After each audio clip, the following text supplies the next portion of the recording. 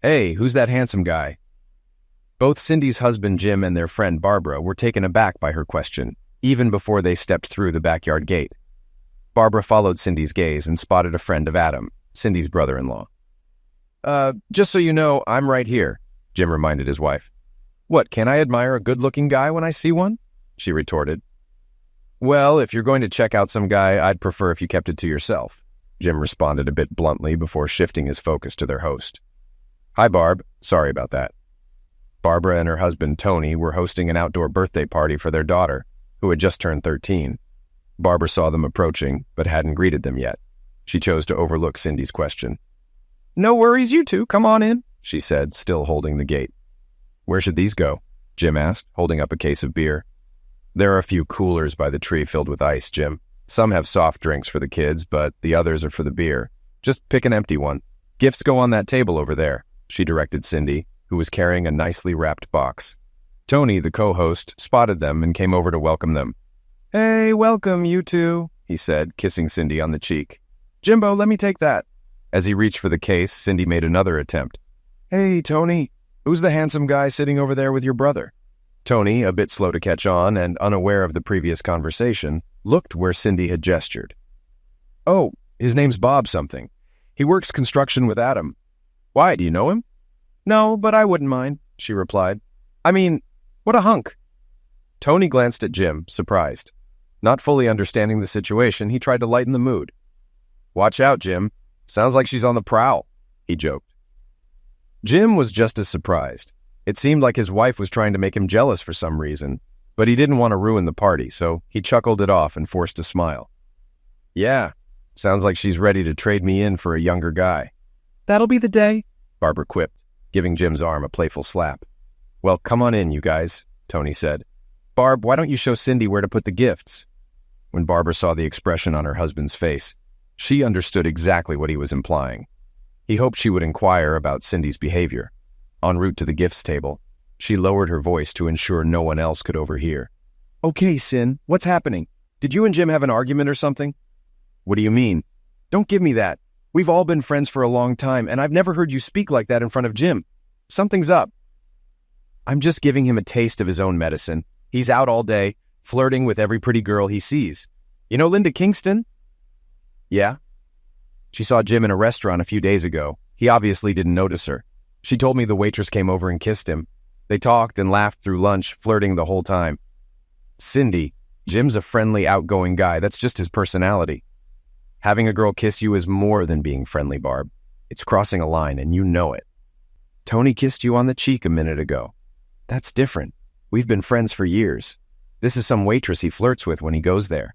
I don't like it, and it definitely doesn't pass the wife test. The wife test? Yeah, you know, guys use it all the time, but for them, it's the husband test.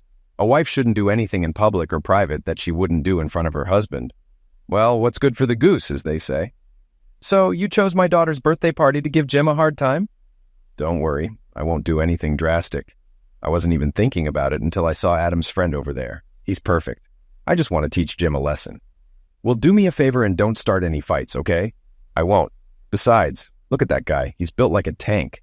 Jim would be crazy to mess with him. All right. I see more guests coming up the walk, so I have to go do my meet and greet thing. I'll catch up with you later. Remember, no fights, okay? No fights, Barb, I promise. She glanced around and spotted Jennifer, the guest of honor, chatting with her friends. She decided to go over and wish her a happy birthday. Jim had just finished helping Tony with the beer and had the same idea. They both arrived at the same time. Cindy spoke first. Congrats, honey. You're officially a teenager. You can really give your parents a hard time now, she joked. That goes for me too, Jen, Jim added. The congrats part, I mean. I'm not sure about the giving your folks a hard time part, he teased. Jennifer laughed at Jim's joke. It was well known in their circle that she'd had a crush on him since she was a toddler. Thanks, she replied while giving Cindy a hug and Jim a kiss on the cheek. These are my friends, Coral, Kathy, and Debbie, she introduced. They chatted with Jen and her friends briefly, but Cindy was eager to proceed with her plan to teach Jim a lesson. Hey, sweetie, she addressed the birthday girl. I'm going to go say hi to your uncle. Catch you later. Jim was about to accompany her when he noticed Tony signaling to him. As Cindy began to walk away, he remarked, Behave yourself. She shot him a wicked glance. Approaching Tony, who was still by the coolers, Jim inquired, "What's up, buddy?" "Just wanted to give you a heads up," Barb talked to Cindy. "Seems like you've been flirting with some waitress. Cindy caught wind of it and has this idea to teach you a lesson. I'm guessing that's what all this hunk talk is about." Jim pondered for a moment. "I have no idea what she's talking about. I haven't flirted with any waitress that I'm aware of. Did she mention where or who supposedly saw me?" "I'm not sure. She didn't specify, but I think she's planning to use Bob to make you jealous, so try to stay cool, okay?" Meanwhile, as Tony and Jim conversed, Cindy approached her target. "Hi, Adam." "Hey, Cindy, how's it going?" "All right, I guess. Who's your handsome friend?" Adam was taken aback while his friend stood and introduced himself. "Hi, I'm Bob. I assume you were talking about me, right?" he said with a charming grin. "Who else?" she replied. "Hey, Cindy," Adam interjected. "Where's Jim?" "He's over there chatting with your brother. I'd love one of those," she said, pointing to the beer Bob held. "Hey, Adam, why don't you be a gentleman and grab the lady a beer while we get to know each other better?" Not wanting to be rude, Adam obliged. As soon as he headed for the coolers, Bob offered Cindy his now vacant seat. As she sat down, she glanced over to see her husband glaring at her. Seeing his reaction only fueled her confidence that her plan was working. She turned to engage in conversation with her new acquaintance. Meanwhile, when Adam reached the coolers, he approached Tony and Jim. "Hey, what's up with Cindy?" "Why, what happened?" Jim inquired. "She's cozying up to Bob over there." "Who's he, anyway?" "He works with me. We're on that big high-rise downtown. I've known him about 6 months. Seems all right, but he's a bit of a ladies' man, and I wouldn't trust him around women." "He didn't bring a date?" Jim asked. "Nah, it was sort of a last-minute thing. He was supposed to play golf today. We got off work last night around 5, and he got a text canceling.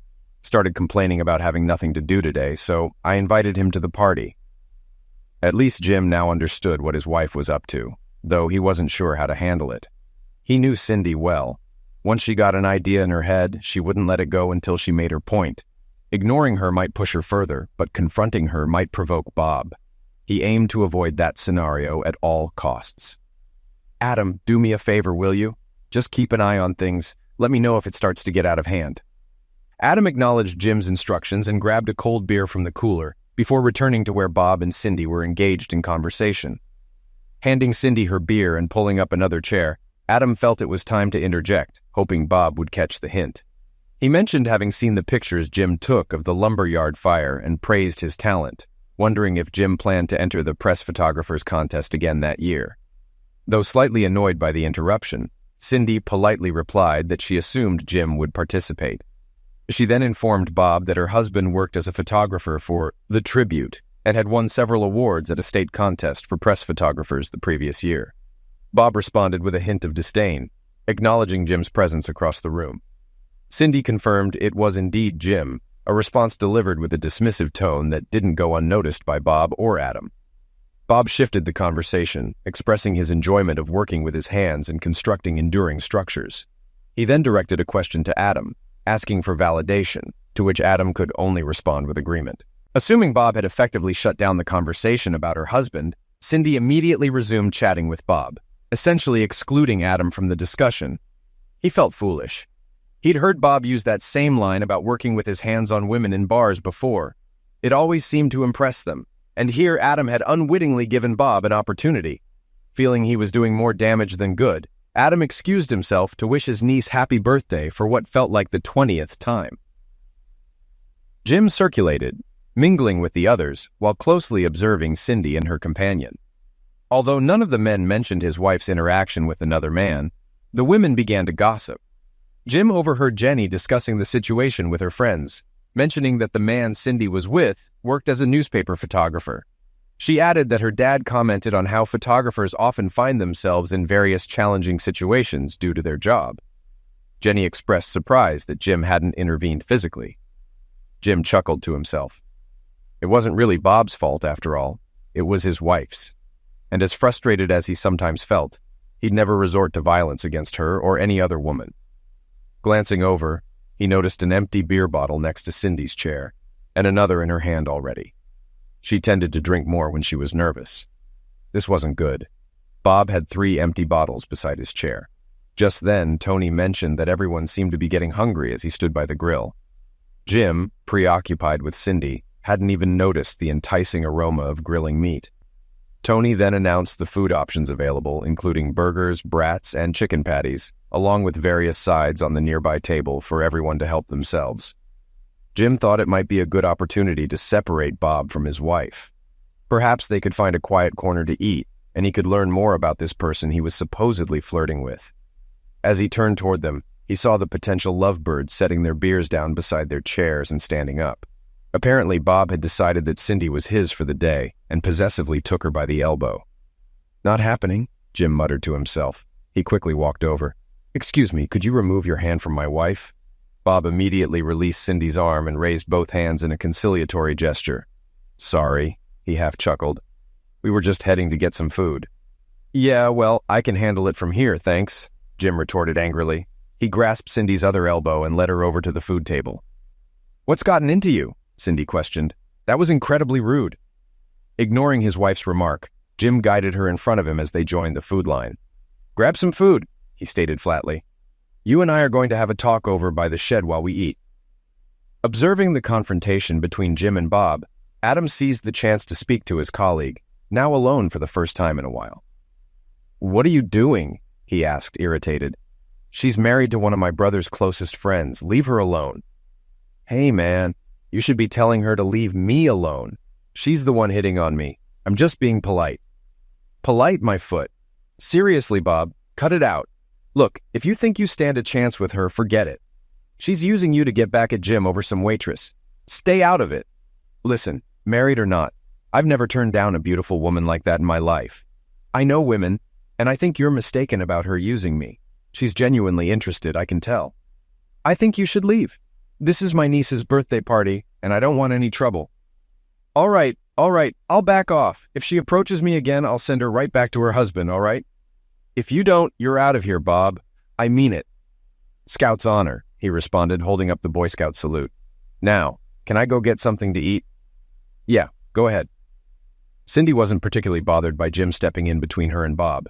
They had only known each other for a few hours, yet he was already becoming overly familiar, not to mention the suggestive comments he was making, although it amused her to see how easily she could manipulate a man like that when she wanted to. Still, she could sense from the way Jim had taken hold of her arm that she had pushed her husband as far as she should. She had promised Barbara no drama, and Jim had proven he wasn't intimidated by Bob's physique. She needed to spend the rest of the day with her husband. She just hoped he had learned his lesson. They both filled their plates with food, and Jim gestured toward the shed, away from the crowd. When they found a quiet spot, he handed Cindy his plate. "Here, hold this while I fetch a couple of chairs. I'll be right back."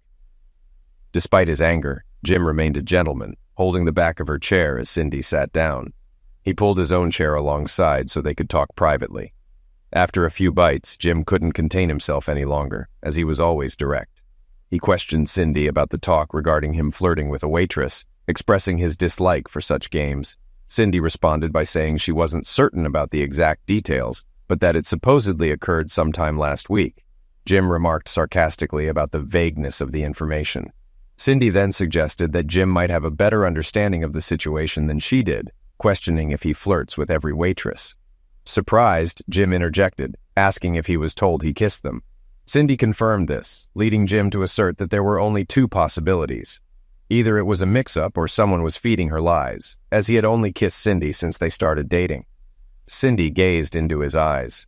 Though she usually felt she could gauge his honesty through his gaze, she wasn't entirely sure, as he had never lied to her as far as she knew. "Why would someone claim they saw you kissing a waitress if it wasn't true?" "Beats me," he shrugged, taking another bite from his burger. "Since she's your friend, ask her." "How do you know it's a woman?" "It better be a woman. If a male friend told you he saw me kissing a waitress, then you've got your answer."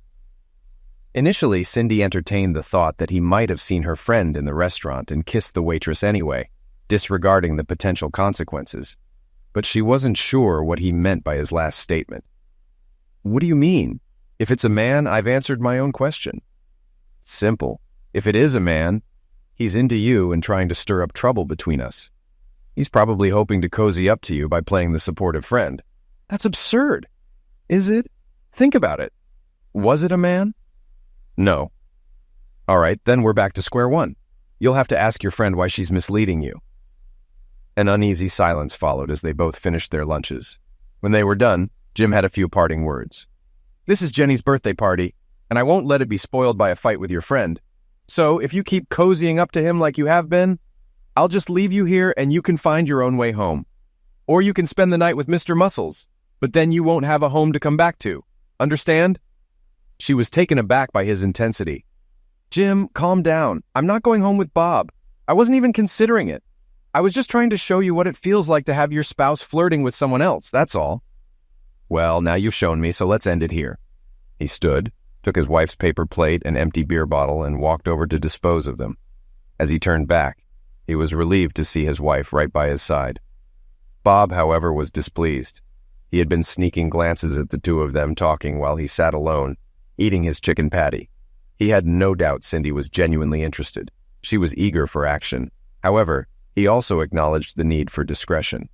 Earlier, he had hoped for an opportunity to slip away with her, perhaps to an upstairs bedroom or his car, but now such plans were off the table. They were being watched. He'd have to postpone indulging his desires, at least for now. Despite their underlying tensions, Jim and Cindy were determined to enjoy the rest of the party. She stuck close to him for the remainder of the day, occasionally drifting off to chat with friends, but always returning to his side.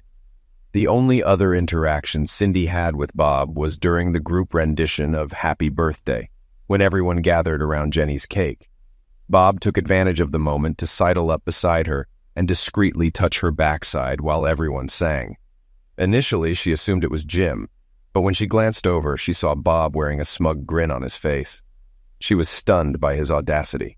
Glancing around quickly to check for any observers, she found everyone focused on Jenny.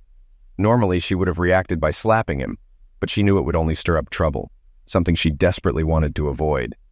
Besides, she realized it was partly her own fault for encouraging him. If given the chance, she'd apologize to him and make it clear she wasn't interested. He withdrew his hand to join the applause as the birthday girl effortlessly blew out the candles. Jim glanced over when he heard Bob's voice nearby, but saw nothing significant. Certainly, Cindy wasn't about to confess to Jim about Bob's inappropriate behavior during Happy Birthday. Naturally, Bob interpreted her silence as consent. He knew how to manipulate the situation. She had to stay close to her husband to avoid suspicion, but eventually she would need to slip away to use the restroom indoors. Hopefully, he could catch her alone to arrange a meeting. He'd keep a discreet watch. For those aware of the earlier incident, the perceived threat seemed to have passed. Much to their relief, both Bob and Cindy seemed to be on their best behavior, so, with the possible exception of Jim, they all relaxed and let down their guard. Jim, however, had encountered guys like Bob before, men who thought they were irresistible to women, and knew they were rarely dissuaded easily. Just to be cautious, he resolved to continue keeping an eye on the potential troublemaker. The party kicked into high gear after dinner. Tony turned up the outdoor speakers and played background music from Pandora while games were set up. A dartboard was placed on the large oak tree near the shed, and Jenny's friends helped her set up the beanbag toss. Some women gathered card tables for bingo. Jenny and her friends suggested a best-of-3 beanbag game to her parents, Jim and Cindy. Tony warned them about Jenny's skill. Fortunately, the adults won the first game, but the subsequent victories went to the youngsters. After the game, Cindy kissed Jim on the cheek and informed him that she needed to use the restroom and would return shortly. Jim replied that he might challenge Adam to a game of darts. Cindy stopped to chat with friends on her way to the house and was fortunate to find the downstairs restroom unoccupied, so she slipped inside. Adam observed Bob's departure and muttered to himself about it, catching Jim's attention. Jim paused mid-throw and inquired about Adam's comment. Adam clarified that Bob seemed to be leaving without saying goodbye or expressing gratitude for the invitation. Jim turned around and caught a glimpse of Bob exiting through the gate, suggesting that Bob might be upset because Cindy wasn't paying him attention anymore and mentioning that he probably had plans with her.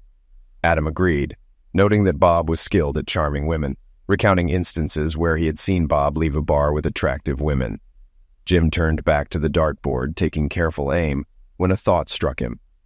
How would someone enter the house without being seen? They'd leave through the gate, circle around to the front, and enter that way. Handing the darts to Adam, Jim mentioned that he would be right back before making his way toward the back door. Cindy had finished her business and was touching up her makeup. Upon opening the bathroom door, she was stunned to find Bob standing there. Before she could react, he seized her shoulders and pinned her against the doorframe, forcefully locking their lips together in an instant. Had Jim been a split second later, he would have witnessed his wife forcefully pushing Bob away. However, in that moment, she hesitated as she tried to regain her senses. It was then that Jim caught sight of them. He grabbed Bob's shoulder, pulling him away from Cindy, and with a forceful blow to Bob's solar plexus, sent him stumbling back into the washroom, where he collapsed to one knee, gasping for breath. As Cindy's brain struggled to process the rapid events, she felt overwhelmed. It all happened so quickly. She turned to find her husband, but he was nowhere to be seen. Panicked, she searched in every direction, calling out for Jim, but he was nowhere in sight. Then she heard the sound of a car starting. Rushing to the front door, Cindy watched as their car backed out and drove off, realizing how the situation must have appeared, especially given her previous interactions with Bob. Ignoring Bob, who was still gasping for breath, she dashed out the back door. The first person she encountered was Adam, who was still waiting for Jim's return, unaware of the unfolding drama. "Adam, you have to drive me home, now!" she pleaded, her voice trembling with panic. Confused, Adam looked at her, trying to make sense of the situation. "Cindy, what happened? Where's Jim? He left. He caught Bob kissing me and—" "What? Is he hurt?" "No, Bob's still in the house. I'm not sure if he's hurt or not. Jim punched him really hard." Adam couldn't help but smirk. "Jim punched Bob?" Yeah. Please, Adam. I have to get home so I can explain what happened. He was so mad, I'm not sure what he's going to do. I'm afraid he's planning to leave me." "I doubt that, Cindy. He's upset, but I don't think he's that upset. You didn't see him just now." "Cindy, I was the first one here. I doubt I'll be able to get my car out. I'm sure I'm blocked in." "Please, Adam." "All right. Give me a second to tell Tony we're leaving, and I'll see if we can get out of here." After briefing Tony, Adam returned, confirming their predicament. "Cindy, you'll have to call a cab. I can't get out, but you can borrow my car." "Are you serious? Thank you." Grateful and relieved, Cindy hurriedly got into Adam's car, knowing she needed to reach Jim before it was too late. There was only about a foot of space between Adam's car and the garage door. He turned the wheel completely to the right and edged forward until his front bumper gently nudged the door. Then he reversed, turning the wheel the other way until his rear bumper lightly touched the car behind him. He repeated this maneuver several times until he could back out onto his brother's meticulously kept front lawn, leaving only about 2 inches of clearance between his car and the one behind. Throughout the journey, Cindy remained silent, lost in her thoughts. She couldn't shake the image of her husband's enraged expression from her mind. His fury was unlike anything she had seen before, and his physical reaction was unprecedented. As they approached her driveway, anxiety gripped her. She dreaded facing whatever awaited her at home. Soon, they turned into her driveway, with Adam parking behind Jim's car.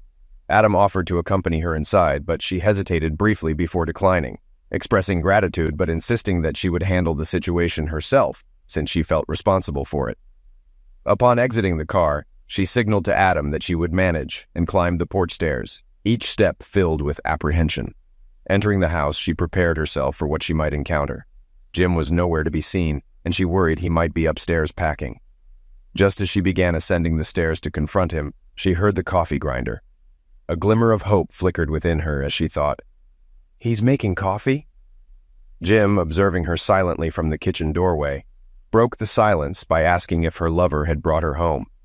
Cindy clarified to Jim that Bob was not her lover, mentioning that the last time she saw him, he was still on the bathroom floor, struggling to catch his breath. Jim nodded in response, but remained silent, which unsettled Cindy. She had expected some kind of reaction from him, whether it be anger or embarrassment. Since Jim seemed unwilling to speak, Cindy decided to take the initiative. "He caught me off guard, Jim. I wasn't willingly engaging with him. He ambushed me as soon as I opened the door, pushing me against it and kissing me. I didn't see you resisting him. You intervened before I had the chance. I was stunned. It took me a moment to comprehend what was happening, but you struck him before I could push him away." She still wasn't certain if her husband's behavior indicated genuine calmness or if it was merely the quiet before a storm. Throughout their conversation, he remained occupied with his tasks. She almost wished he would express his anger openly. His apparent indifference left her feeling anxious. "Well?" she prompted. "Well what?" he replied, hitting the start button on the coffee maker. "Jim, I've never seen you so angry before. I honestly expected you to be packing your bags when I got home." "Don't tempt me," he growled, his voice rising slightly. "You're damn right I'm angry. That stunt you pulled was immature and disrespectful. The only reason I'm not even more upset is because most people at the party knew what you were doing. But you know what infuriates me more than you making a spectacle of yourself? The fact that you chose to trust one of your shallow friends over me. Have I ever lied to you, huh? His suppressed anger began to surface. Have I ever given you a reason to doubt me or be jealous? No, never. She had never heard him refer to her friends as shallow before, but she chose not to address it. Honey, I know how outgoing you are. I've witnessed it. You can strike up a friendship with anyone in minutes, even women. You may not realize it, but I've seen the way they look at you when you walk away. I know they'd be willing to drop their inhibitions in an instant. Oh, that's ridiculous. You're making me sound like Brad Pitt or something. The situation was escalating. She needed to diffuse it before it escalated further. Jim, all I'm saying is that you have a charming personality. People are drawn to you. I just want you to understand that some women interpret that as flirting. They might think you're available, married or not. She hoped she had eased the tension. So, how does that justify you believing that I go around kissing waitresses and trusting your friend over your husband? Damn, she thought. She had hoped to avoid that question. Their argument persisted for another 20 minutes without resolution, both refusing to yield on the fundamental issue of trust. Despite their disagreement, neither of them opted to sleep on the couch or in separate rooms, but Cindy sensed that closeness was out of the question. He wasn't in a forgiving mood, and she wasn't willing to degrade herself by attempting to change his mind. The following Tuesday, Jim met Tony for a drink after work. Jim was already seated and had just taken a sip from his beer when his friend arrived, wearing a wide grin. "Yo, Rocky, how's Adrian?" Tony quipped, attempting a Stallone impression. Jim glanced at his friend. "Isn't Rocky the one who talks like that?" "Yeah, but I can't pull off a Burgess Meredith impression, so you'll have to settle for what you get," he chuckled. Taking a seat beside Jim, he ordered a beer. "Seriously, how are things between you two?" "Right now, we're barely on speaking terms. I'm still angry, and she knows it, so she tends to avoid me." "When are you going to cut her some slack? Most people at the party didn't even realize there was any tension between you two. After you left, some folks were asking about you and Cindy." "What did you tell them?" "I said something unexpected came up, and you had to leave. Nobody questioned it. They probably assumed you two were eager to get home and, well, you know," Tony chuckled. "Yeah, well, we haven't exactly been eager to get in bed since the party. Speaking of which, what's the deal with Bob? Is he plotting revenge?" "I doubt it. Adam filled me in on what happened before he drove Cindy home. When I went inside, Bob was just getting back on his feet. He mentioned you landed a sucker punch." "I sure did," Jim interjected. "Well, he was talking about getting back at you, but I warned him to steer clear of you. I told him you're the toughest guy around and that I've seen you take down guys twice your size. I even threw in my favorite Bible quote." "You have a favorite Bible quote? I didn't know that." "Sure do. Yeah, though he walks through the valley of the shadow of pass away, he fears no evil, for he's the toughest and meanest SOB in the valley." "That's you." Jim couldn't help but laugh. "That's nonsense, and you know it," he retorted. "Of course I know it, and you know it, but Bob doesn't. I think I scared him enough to make him think twice before messing with you." "Well, I appreciate that, buddy." They both grinned and took another sip of their drinks. "You know what really annoys me," Jim began, "that she doesn't believe me about not kissing some waitress." "Are you absolutely sure you didn't? Maybe just a peck on the cheek or something like that." "No, He trailed off, and Tony could tell from his expression that he recalled something. "Ah, huh. You did kiss her, didn't you?" "No, she kissed me," Jim responded. "Damn, I know what this is all about." The following day, Cindy was surprised to see Jim walking into her office at work. He immediately informed her that he was taking her to lunch before she could react. Assuming it was his way of apologizing, she expressed gratitude, but mentioned it was a bit early and asked if he could wait about 20 minutes. Jim reassured her, saying there was no need to wait. He had already spoken to her boss, explained the situation as a minor family emergency, and arranged for an extended lunch hour, which her boss agreed to. Jim urged her to come along, and Cindy, feeling apprehensive as she wasn't aware of any family emergencies, followed him to the car. As she got in, Jim held the door for her. She questioned him about their destination and the nature of the family emergency. He didn't directly answer her question, but instructed her to call her friend and get the name of the restaurant where the alleged incident occurred. When she asked why, he simply told her to trust him and mentioned that he believed he had figured something out. Reluctantly, she called her friend and obtained the restaurant's name, DeMars on Homan Avenue. He responded with a smile. commenting on the coincidence that they were headed exactly there. Cindy remained silent, but felt increasingly uneasy. She couldn't fathom why he would want to revisit the scene, except perhaps to confront her. Would he flirt with the waitress in front of her? She knew he wouldn't do that. She decided to wait and see what unfolded. The journey to the restaurant took nearly half an hour, during which Cindy agonized over numerous scenarios. She was almost in tears when they arrived. Jim placed his hand on her back and guided her inside. She knew trouble awaited her the moment they entered. Damn, she muttered quietly. Jim found a booth and had Cindy sit first, then joined her. Well, cuz, looks like you brought your better half today. Cindy blushed with embarrassment. Hi, Marilyn, she greeted their waitress. Hi, Cindy. How did you manage to get my cousin here for a real lunch? And with his wife, no less. Every time I see him, he's in such a hurry he can barely eat, she joked. Jim wasn't about to let Cindy off easily. Cindy seems to think you and I are having a passionate affair, he announced. Cindy waited for the punchline before responding. What? No, Marilyn, that's not true. Cindy turned to her husband. Jim, come on, I made a mistake. I apologize. She faced Marilyn again. A friend told me last week that he kissed a waitress here. I didn't even know you worked here. But we haven't... Last week, Jim interrupted. You gave me a peck on the cheek when I arrived. Oh gosh, Cindy, I didn't mean anything by it. Jim hadn't visited in a while, and it was just a friendly gesture. Marilyn, don't worry about it, Cindy assured her.